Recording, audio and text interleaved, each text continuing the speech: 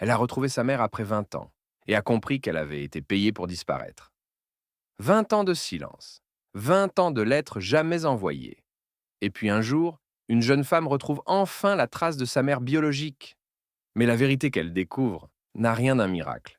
C'est une trahison glaciale, écrite dans les comptes bancaires d'une famille qui l'avait achetée. Clara avait 22 ans, et toute sa vie, elle avait cru à la même histoire. Ta mère t'aimait, mais elle ne pouvait pas te garder. C'est ce que son père adoptif lui répétait, chaque fois qu'elle posait des questions. Une phrase douce, presque poétique, qu'on lui servait pour calmer les tempêtes dans son cœur. Mais plus elle grandissait, plus ses mots sonnaient faux, comme une berceuse trop bien apprise. Clara était née à Marseille, adoptée à l'âge de 2 ans par un couple aisé. Un avocat, maître Delcourt, et sa femme, Isabelle. Ils avaient tout fait pour lui offrir une vie parfaite. École privée, vacances sur la côte, photos de famille cadrées avec soin. Mais dans chaque sourire, il manquait quelque chose. Une ombre, une absence. Un soir de novembre, alors qu'elle aidait son père à ranger des dossiers dans son bureau, un papier glissa d'une chemise en cuir. Une feuille froissée, jaunie par le temps. Elle s'accroupit, la ramassa, et lut les premières lignes. Je confirme le virement de 25 000 € sur le compte de Madame SM pour la finalisation du dossier CD. Transfert validé. Son sang se glaça. Les initiales CD, c'était elle, Clara Delcourt. Elle sentit une nausée monter. 25 000 €, finalisation du dossier. Ce n'était pas une adoption. C'était une transaction. Cette nuit-là, elle ne dormit pas. Elle fouilla dans la maison comme une voleuse. Tiroir, classeur, malle au grenier. Et derrière un vieux tableau, elle trouva une boîte métallique, fermée par un cadenas rouillé.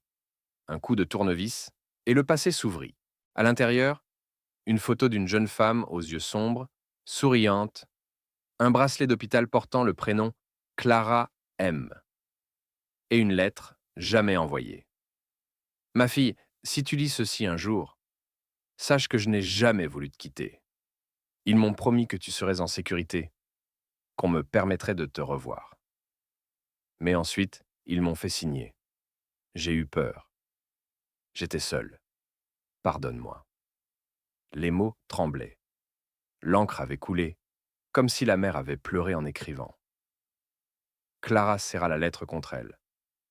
Elle sentit une rage monter dans sa gorge, une rage froide, propre, lucide. Ses parents adoptifs lui avaient menti pendant 20 ans. Et pire, ils avaient en payé pour que sa mère disparaisse. Le lendemain, elle fit semblant d'aller à la fac.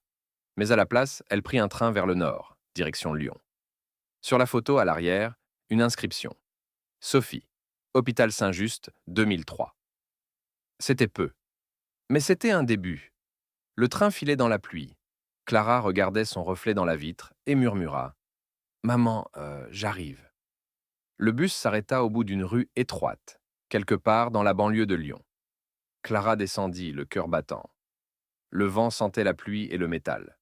Devant elle, un immeuble gris, sans interphone, sans nom. Le genre d'endroit où les gens vivent sans laisser de traces. Elle monta les escaliers, la lettre serrée dans la main. Au 3e étage, une porte portait une étiquette délavée. S. Morel. C'était elle. Sophie. Clara frappa. Une fois, 2 fois. Silence.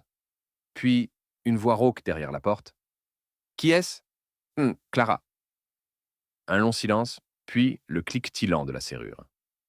La porte s'entr'ouvrit, révélant une femme aux cheveux gris prématurés, le visage marqué, les yeux agrandis par la surprise. Elle resta figée, incapable de parler. Clara murmura. « C'est bien, vous, Sophie Morel ?»« Oui.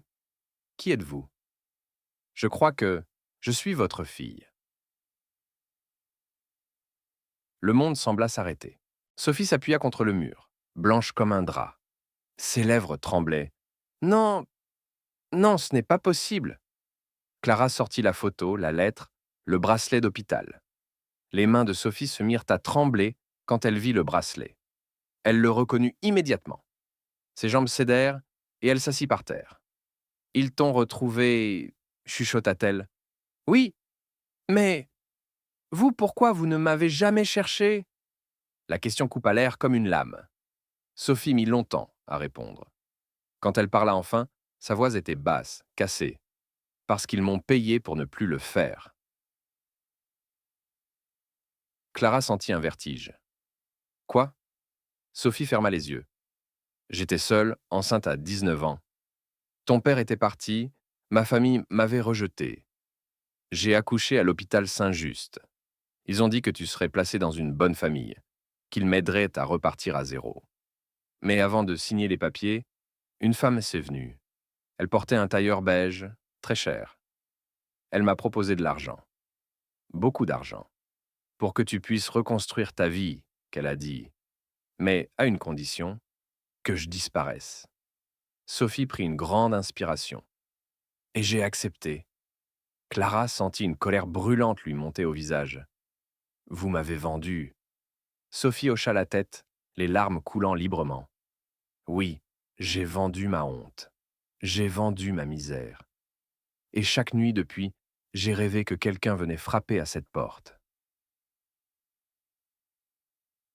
Le silence tomba entre elles, lourd, presque insupportable. Clara regardait cette femme qui portait son visage, ses gestes, et se demanda comment on pouvait aimer quelqu'un qu'on haïssait à ce point. Puis, d'une voix tremblante, « Qui était-elle, cette femme? Celle qui vous a payé ?» Sophie détourna les yeux. Elle disait venir d'une fondation d'adoption privée. Mais plus tard, j'ai compris que c'était faux. Elle travaillait pour les Delcourt. Le nom claqua comme un coup de tonnerre. Clara sentit le sol s'effondrer sous elle. Ses parents adoptifs. C'étaient eux. Ce n'était pas une fondation ni un organisme d'État, c'était un achat privé, déguisé en acte de charité. Sophie continua, la voix brisée. Ils m'ont fait signer un papier, sous anesthésie. Ils m'ont dit que c'était pour ton certificat de naissance. Mais c'était un contrat. Et l'argent, il a servi à me faire taire. Clara recula, les larmes brouillant sa vue. Tout ce qu'elle avait cru aimer s'effondrait. Sa maison, ses parents, son nom même.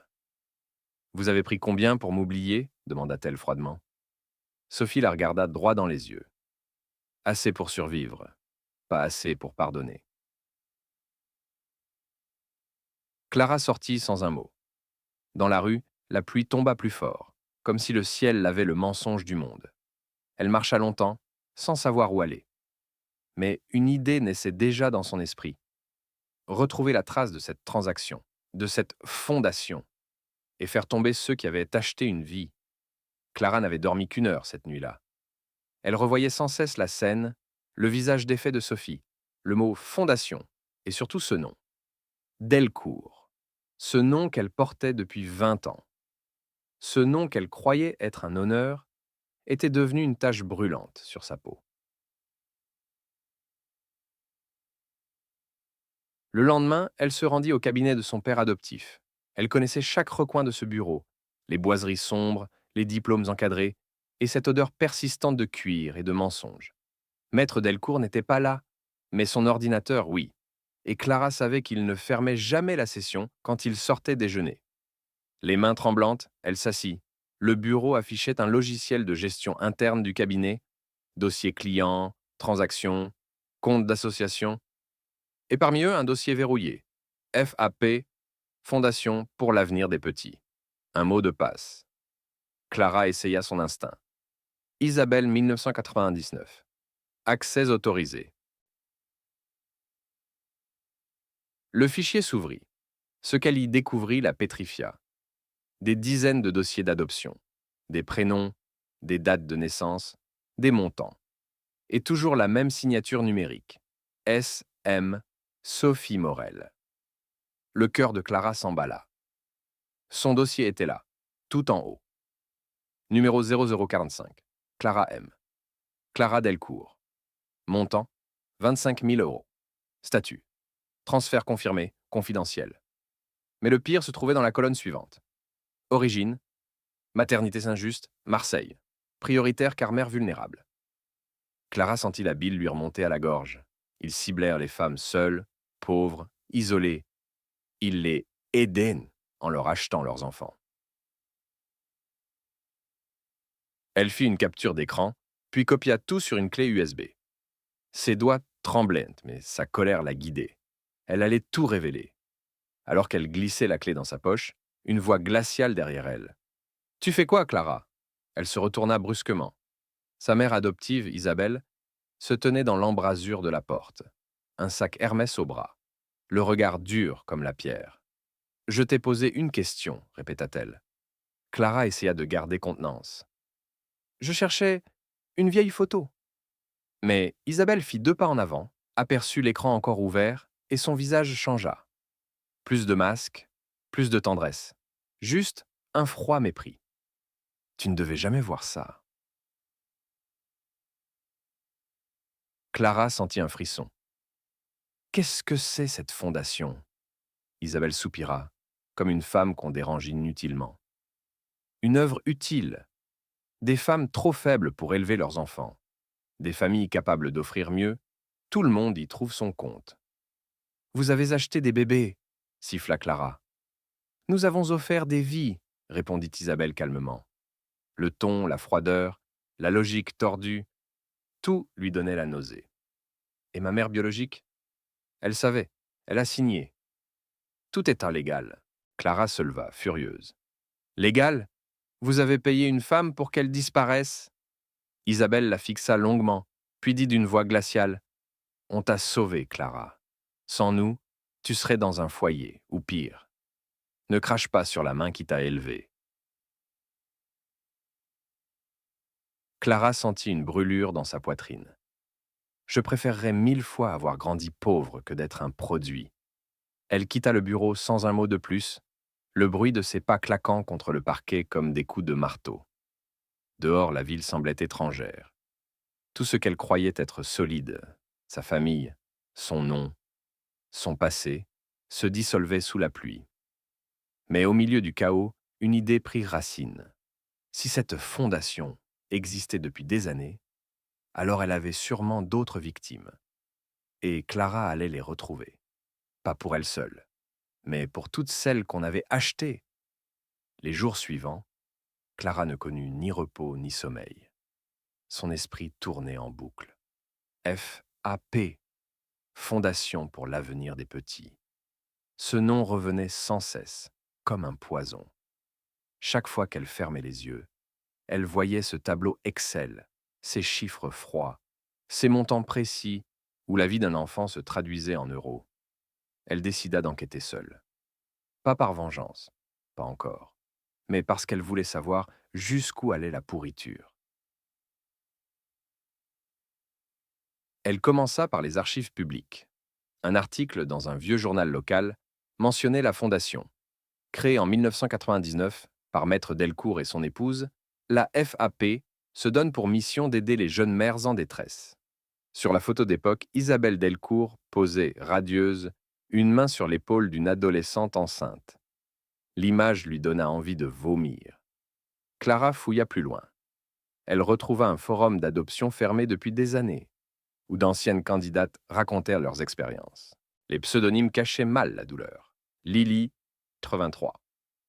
Ils ont pris mon bébé et m'ont dit qu'il était mort à la naissance. Solitude, Marseille. On m'a fait signer un papier, alors que j'étais sous calmant. Clara sentit son cœur s'arrêter. Ces femmes parlaient de la même période, du même hôpital. Saint-Just, comme sa mère. Elle laissa un message discret sur un fil inactif, sans trop y croire. Je cherche des femmes ayant accouché à Saint-Just entre 2002 et 2005 et ayant été approchées par la FAP. C'est important. Le lendemain, une réponse arriva. Puis une autre, puis 10. Toutes racontaient la même histoire. Une assistante sociale, bienveillante, venue leur parler d'avenir. Un document à signer. Un silence ensuite. Certaines avaient même tenté de récupérer leur enfant. Mais les dossiers avaient disparu. Officiellement, aucune adoption privée n'avait jamais eu lieu. Clara créa un groupe privé en ligne. Elles étaient en 15 au départ, puis 30, puis 42. Certaines vivaient encore en France, d'autres avaient tout quitté pour oublier. Mais toutes portaient la même cicatrice. Une femme, Nora, l'invita à venir la voir à Toulouse. Elle avait gardé un double de ses papiers. Quand Clara arriva, Nora lui tendit une enveloppe jaunie. À l'intérieur, un reçu bancaire, virement de 27 500 euros, et une carte de visite avec le logo de la fondation. En bas, minuscule, FAP, sous convention du ministère de la Famille. Vous voyez, dit Nora, c'était officiel. Ils avaient des autorisations, des contacts haut placés. Clara sentit un froid la traverser. Ce n'était pas juste une fraude privée, c'était un réseau. Légal, protégé, peut-être même encouragé. De retour à Paris, Clara contacta un journaliste d'investigation, Julien Morel, connu pour ses enquêtes sur les scandales d'État. Il accepta de la rencontrer dans un café près de la gare de Lyon. Il l'écouta en silence, puis demanda calmement. « Vous avez des preuves ?» Elle lui tendit la clé USB. « Les transactions, les noms, et surtout la sienne. » Julien pâlit. « Si tout cela est vrai, ce que vous tenez là peut faire tomber des ministres. » Clara hocha la tête. « Alors faites-le tomber. » Il lui promit de la rappeler. Mais 2 jours plus tard, il disparut. Son téléphone, coupé. Sa rédaction, muette. Son appartement, scellé par la police. Clara comprit qu'elle venait de franchir une ligne invisible, qu'elle avait remué quelque chose qu'on préférait laisser enterrer. Une nuit, en rentrant chez elle, elle trouva la porte entr'ouverte. Son ordinateur, volé. Ses dossiers, renversés. Et sur son miroir, tracé au rouge à lèvres. Ne creuse pas plus, ou tu regretteras d'être né. Le message était clair. Mais Clara n'avait plus peur. On lui avait volé une mère. On lui avait volé 20 ans de vérité. Et maintenant, on essayait de lui voler son silence. Elle se regarda dans le miroir brisé, essuya les lettres d'un geste rageur et murmura « Vous m'avez acheté une fois, mais cette fois, c'est moi qui vais vous vendre. » Le matin du 17 mars, la France entière découvrit le nom Clara Delcourt. Une vidéo postée sur les réseaux, filmée dans une lumière crue, sans montage, sans peur. Une jeune femme qui parlait droit dans la caméra. « Je m'appelle Clara. J'ai été achetée. 25 000 euros. Signé. Fondation pour l'avenir des petits. » Derrière ce nom, il y a des avocats, des juges, des médecins, des familles puissantes. Et moi, je suis la preuve vivante que la charité peut être un commerce. En quelques heures, la vidéo fit le tour du pays. Les journaux en ligne, les radios, les plateaux télé en firent leur une. Les Delcourt restèrent muets, mais leurs visages, leurs donations, leurs liens politiques, tout refaisait surface. 3 jours plus tard, Clara fut convoquée par la brigade financière. L'État, brusquement réveillé, ouvrait une enquête. Mais quand elle arriva dans le bureau du procureur, quelque chose clochait. Le procureur lui parla avec un sourire trop poli. « Vous comprenez, mademoiselle Delcourt. Ce genre d'accusation demande des preuves formelles. » Clara posa la clé USB sur la table. « Les preuves sont là. » Il la prit entre ses doigts dégantés, la fit tourner lentement, puis la glissa dans un tiroir qu'il referma. « Très bien, nous allons examiner cela. » Et il conclut d'une voix basse, « Pour votre sécurité, je vous conseille de quitter Paris quelque temps. » En sortant du palais de justice, Clara sut. Ils allaient enterrer l'affaire, comme ils avaient enterré les mères, les enfants et la vérité. Elle ne retourna pas chez elle. Elle prit un train pour Marseille, retrouva Sophie dans son petit appartement. La mère et la fille se retrouvèrent enfin du même côté du monde, contre lui. « Ils ne me croiront jamais, » dit Clara. « Alors on leur forcera la main, » répondit Sophie calmement. Elles contactèrent les autres femmes du groupe en ligne. 42 mères, 42 voix. Elles décidèrent de témoigner ensemble. Une avocate accepta de les défendre bénévolement.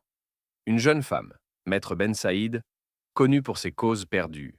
Elle dit simplement « Si on ne gagne pas, on fera du bruit. » Et parfois, c'est pire pour eux.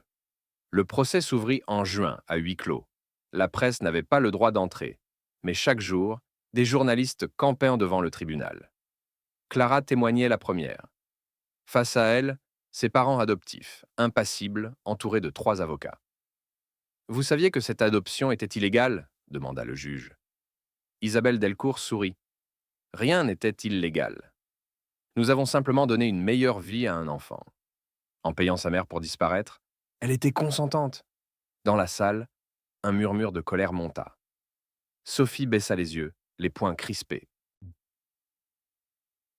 Les jours suivants, les mères défilèrent à la barre. Des histoires identiques, des signatures forcées, des papiers disparus. Chaque témoignage était une pierre dans la façade impeccable des Delcourt. Et pourtant, à mesure que les preuves s'accumulaient, Clara sentait la résistance du système. Des documents égarés, des témoins intimidés, des comptes bancaires mystérieusement vidés. Un soir, leur avocate la prit à part. Clara, ils ont trop d'amis dans les ministères. Ils vont étouffer tout ça. Si on veut que la vérité survive, il faut sortir du tribunal. Le lendemain, à la reprise de l'audience, Clara fit l'impensable. Elle demanda la parole avant le verdict. Le juge hésita, puis acquiesça. Elle sortit son téléphone, le posa sur le pupitre et lança un direct en ligne. Si la justice refuse de nous entendre ici, alors elle nous entendra dehors. Le flux explosa instantanément. Des milliers de spectateurs, puis des millions. Clara parla sans trembler. Ils ont payé nos mères, ils ont falsifié nos dossiers, ils nous ont appelés enfants chanceux. Mais la chance ne s'achète pas, elle se vole. Le procès s'interrompit dans le chaos, mais la vidéo devint virale. Sous la pression de l'opinion publique, l'État fut contraint d'ouvrir une commission indépendante. Des perquisitions eurent lieu dans les bureaux des Delcourt, dans les hôpitaux partenaires et même au ministère de la Famille. Des archives entières ressortirent de l'ombre. 2 mois plus tard, la fondation fut dissoute. Isabelle et Maître Delcourt furent inculpés pour trafic d'enfants, corruption et dissimulation de preuves. Le jour du jugement final, Clara ne chercha pas la vengeance. Elle regarda simplement sa mère biologique, assise au premier rang, et lui prit la main. Tout ce qu'elles avaient perdu, elle l'avait regagné, à travers la vérité. Quand la juge prononça la sentence, 15 ans de prison pour les Delcourt, Clara ferma les yeux. Ce n'était pas une victoire totale, mais c'était la fin du silence. Il y a des vérités qui détruisent, et d'autres qui libèrent. Clara a perdu son nom, ses repères, sa famille, mais elle a retrouvé ce que l'argent ne pourra jamais acheter, la dignité de savoir d'où elle vient. Si cette histoire t'a touché, partage-la. Parce que la justice, parfois, ne commence pas dans les tribunaux, mais dans le courage de ceux qui osent parler.